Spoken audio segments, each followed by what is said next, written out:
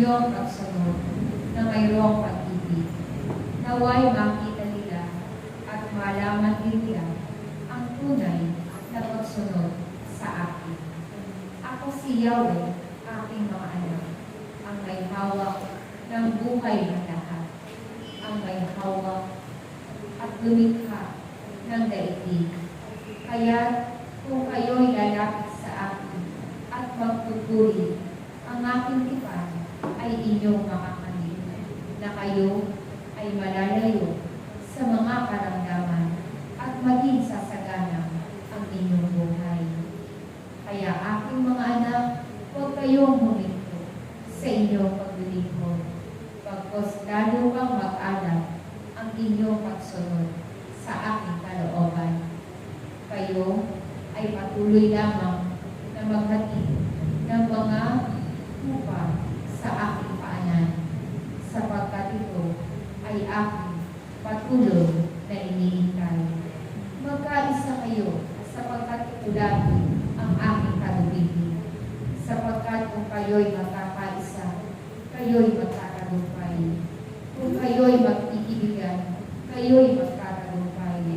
Kung kayo'y magtutulungan, kayo'y magkatagumpay.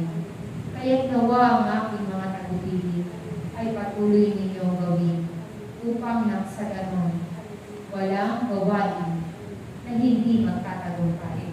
Bagkus sa pamamagitan ng inyong pagkakaisa, anuman ang gawain iapak ko sa inyo ay magkakaroon ng tagumpay. Akong si Yahweh ay kasama ninyo, kaya't huwag kayong mabahala. Anuman ang inyong ipinagkakaloob sa aking gawain, ang lahat ng iyan ay aking ibabalik. Kaya't huwag kayong matakot.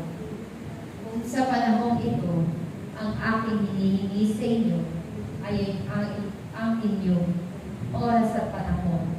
Nawa ito ay inyong maibigay, sapagkat sa paghahandog ninyo ng inyong oras at panahon, lalawig pa ang inyong mga buhay, at kayo'y lalakas at gagaling sa inyong karamdaman. Kaya't aking mga anak, huwag kayong manghinawa na dinggin ang aking tinig.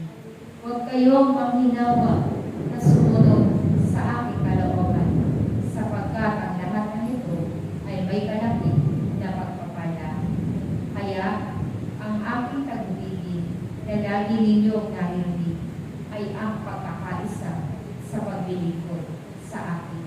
Ang pagpupuri ninyo ang siyang magsasalba sa mga batong nakadikit sa bawat dingding ng lugar na maaaring mag-iba. Ang inyong paglilingkod ay magiging gabay ng bawat isa sa pamamagitan ng inyong pagsunod. Iyan ay makipagkikita ang kahalagahan ng aking gawain. Kaya aking mga anak, magmahalan kayo at huwag kayong matakot na mag-alay ng inyong oras at panahon sapagkat di ko kayo pagpapalain. Isang mabiyayang